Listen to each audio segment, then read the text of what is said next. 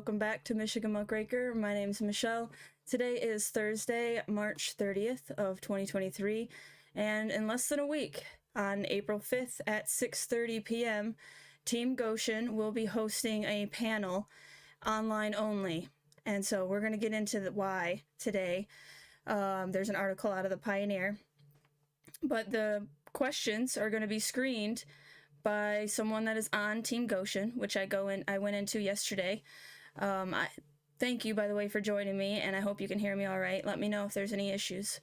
Before I get into this video, though, I have to give a shout out real quick to Flying Bear Books in Newaygo.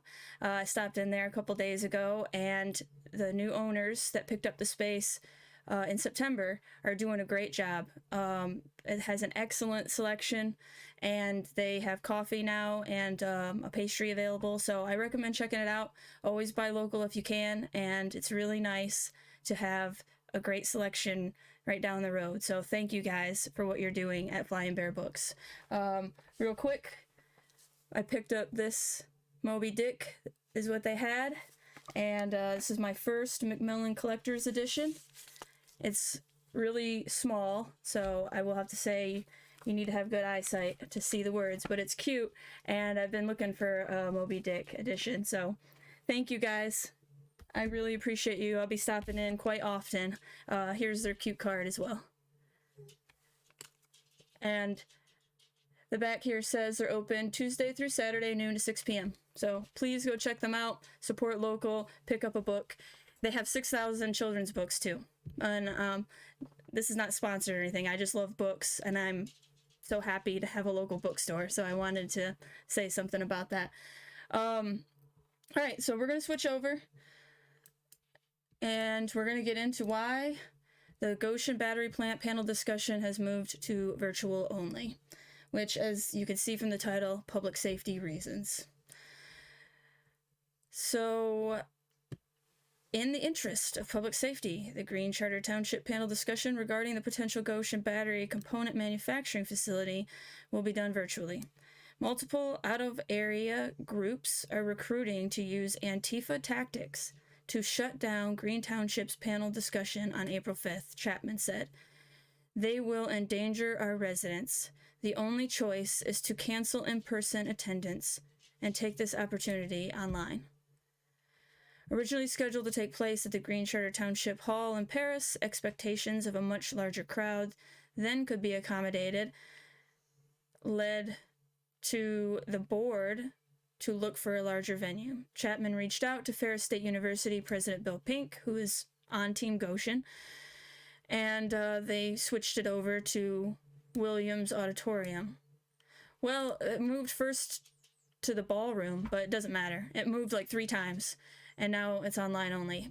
However, with the recent developments, Chapman decided that for the good of the public, the meeting would take place virtually only. In an email to Pink, Chapman said in addition to seeing negative posts on social media, he also learned of a plan for other opposition organizations to attend the meeting. This is more than I can ask for my friends in Ferris PD or the Big Rapids PD, Chapman said in an email. The goal is to get information to the public. I deeply regret being a bother to you and the Ferris family. Being an alumnus and having taught CJ criminal justice, they are my family too. This appears to be the safest option and the best way to reach the public. Wow, I didn't know that about him. That tells me something. Questions, and I was, by the way, I was MP in the military, so I understand the pros and the cons of being a cop. Obviously, I was a military cop, so it is a little different than civilian, but anyway, that tells me something, that he taught criminal justice. Questions from the public regarding the Gotion project are still being accepted and can be submitted on the township website at greentownship.org by phone or in person at the township hall. So if you haven't already, please put your questions in. I will leave the link down below and show you here actually in a minute. Let's see. So here is the greentownship.org website, and it tells you everything you need to know, and it'll share the link.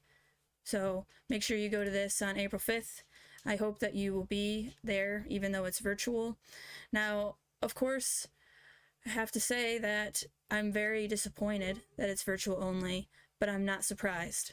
They don't want us to see how many there are of us that do not want this battery plant. Strength in numbers, they don't want us to physically see it for us to gather.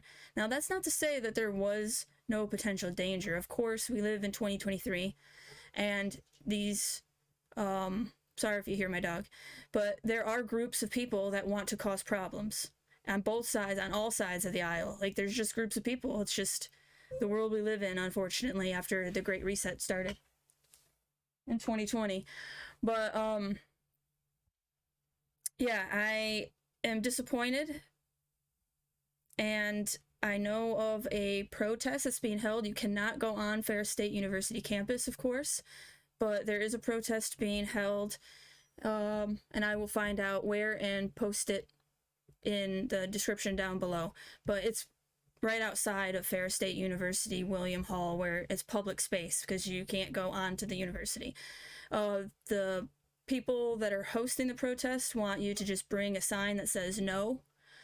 But that's totally up to you. Now, obviously, again, there's not going to be a police presence there, it seems, because they didn't want to put any imposition on the Big Rapids Police Department. So, you know, just be careful. You should be able to peacefully protest. Obviously, we still live in America, but just be careful, okay? If you decide to go, just be careful and be nice, be vigilant, and just use your voice appropriately, okay? So hit up the questions down here. And now I'm going to get into this article really quick by James Chapman himself that came out February 21st of 2023 that I stumbled upon and thought I need to share this. I didn't like the tone, but maybe I'm being oversensitive. Let me know in the comments, please. Opinion: backing the facts about Gotion battery plant proposal or not. My freshman economics class warned me of the dangers of mixing macroeconomics and microeconomics. Last night, February 13th, I listened to a deft presentation of fact and fiction by mixing the two. We heard that the nation should change its policy. At the least, the state should change its policy. So here is what your township should do. Our township does not set the rules. We work within the world as we are given it. One can describe the era of economic incentives, but we don't get to decide if they are a pre-existing fact in the negotiation process. They are, so we have to work within that. They are, so we have to work within that. That's what he was trying to say. And then maybe there should be a comma there. Right off the bat, it's like, that's just the way it is. It's like, aren't we the people supposed to be in charge of our government? And you're acting like people demanding that or asking for that or expecting that is some kind of like crazy idea. It's like, it's crazy that we have to be demanding it, although you do have to fight for freedom. So freedom ain't free. I'm not going to sing the rest. The argument was presented that people pay for incentives with no hope of a return. That is macroeconomics, not microeconomics. Northern Michigan has paid many times for incentives that profit Southern Michigan. I will not apologize for incentives that benefit Big Rapids for once instead of Detroit. And I surely will not support turning down these incentives and giving them back to Lansing. Does anyone think that Lansing will just apologize and give the money to our intermediate school district? No, it will just be rerouted to another project in Southern Michigan while they laugh at those silly rubes up north. Wow. Wow. You know, these silly rubes up north, the people from Detroit and Lansing, Kalamazoo, they go up north where it's beautiful and there's not a bunch of freaking chemical plants everywhere. You know, like us rubes up north are maybe we just like to live where we want to camp. You know, I'm not going to get into it. The tone of this again, it really doesn't sit right with me. Very condescending. And you don't have to be that way. Again, we can disagree. Rhetoric should be a thing again. Debate, civil debate should be a thing again. But this thinking that you're so much better than everybody else and you know better and we're all just a bunch of dumbasses, I don't like that. Apple, apple, oranges, apples. This is an argument tactic of a con artist. You would know. We heard it a number of times last night, February 13th. An example was subsidized businesses hurt unsubsidized business. This business will hurt area businesses. The orange in the form of an example of subsidized business. Cabela's hurting unsubsidized Jay's Sporting Goods. Then back to Apple. Gotion will hurt your local businesses. That was all terribly written, by the way. First, it's true that subsidized businesses hurt unsubsidized businesses. And we should stop doing that. I mean, if it's an unintended consequence, then now we know that what's going on with it, so we should stop doing it. Then this will hurt businesses in the area. Well, it will, because the area is recreational. And that is not a recreational business, for one. For two, there are already so many jobs available because there is basically a strike going on. Like, people don't want to work. Businesses can't find any help as it is. So increasing their demand will not help them. And I don't know what all this is going on. Gotion will hurt your local businesses. Okay. I don't know what Cabela's got. The problem is that the example only proves that a battery plant would harm another local battery plant, not the machine shop down the street. This is a deft con. Several times after pushing an idea you heard, I don't have a study for this, but I believe. So what you had is, here is a fact backed by a study. Here is another fact backed by a study. Here is another fact. Now here is an unsupported hypothesis. The goal is get the hearer to think they heard fact, fact, fact, fact, when what was said was fact, fact, I want you to think. That was rough, guys. Whew. We got through it, though. We got through it. One excellent questioner pointed out that their denigration of job creation totally ignored the indirect jobs created by this plant. Our speakers deftly avoided answering this. It is important when Reith Riley must add employees. Heidecker, Wheatlake has to hire more. Van Dries, Babb, Ford, Ebels all need more help to handle the influx. This affects all of us and benefits the entire community. Well, not really. I mean, have you been into a restaurant where there's only one server and it's packed because the demand is so high? Like, you know, you're waiting half hour, 45 minutes, an hour, and that poor person's run ragged. I just don't see how that benefits anybody. They railed against non-disclosure agreements and deals made overnight in the dark. But we have been publicly discussing this opportunity for 6 months. That seems pretty open to me. Okay, for one, that's bull. You could say public, but they haven't been promoting it in the Pioneer or anything else. So if they did drop little hints here and there, they didn't come out and say it publicly until September 27th, the day after they put in the Renaissance Zone. So that's when it really started getting public. And then Governor Whitmer on October 5th had her press release.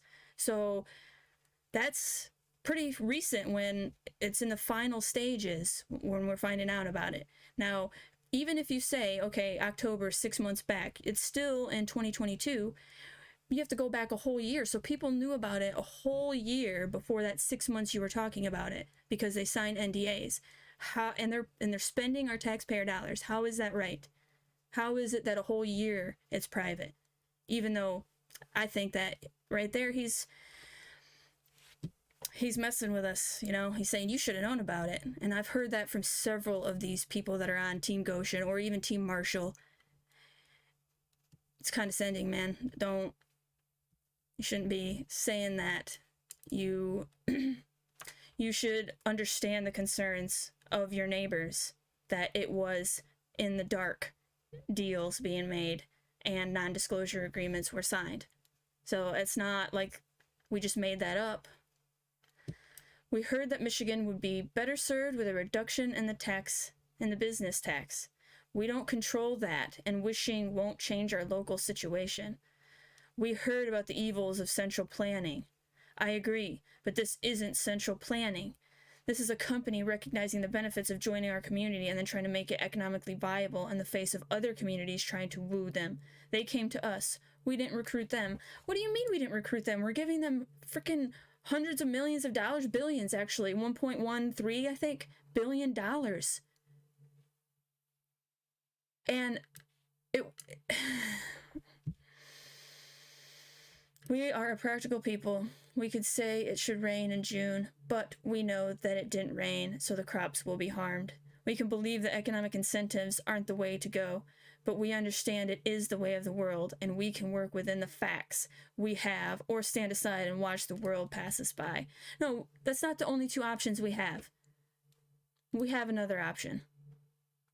And that is, we are in charge of our government, as it should be, as the Constitution states, and that we don't just live in this world that other people make for us and deal with it. That we don't have any say. Oh, we don't have any power. We just gotta do what they say. Just gotta follow orders. Sorry, not true. Not true. In fact, right here, I'm gonna read this. When, in the course of human events, it becomes necessary for one people to dissolve the political bands which have connected them with another, and to assume among the powers of the earth the separate and equal station to which the laws of nature and of nature's God entitle them, a decent respect to the opinions of mankind requires that they should declare the causes which impel them to the separation. We hold these truths to be self-evident, that all men are created equal, that they are endowed by their Creator with certain unalienable rights, that among these rights are life, liberty, and the pursuit of happiness. That to secure these rights, governments are instituted among men, deriving their just powers from the consent of the governed. We must remember that. Pick it up. Declaration of Independence. It's important. We need to remember the consent of the governed. We're supposed to be in charge, guys, but we've been asleep at the wheel, and now it's time to wake up. It's time to figure out how we can get back on the right path, because I don't think it's too late. I have hope. I know some people don't. I do. I think the good guys always win in the end. We're gonna win in the end, but we do have to fight for freedom. So, thank you guys for watching. I really appreciate you hanging out. It was a short one today. I hope you have a great weekend, and I will see you guys on Monday, okay?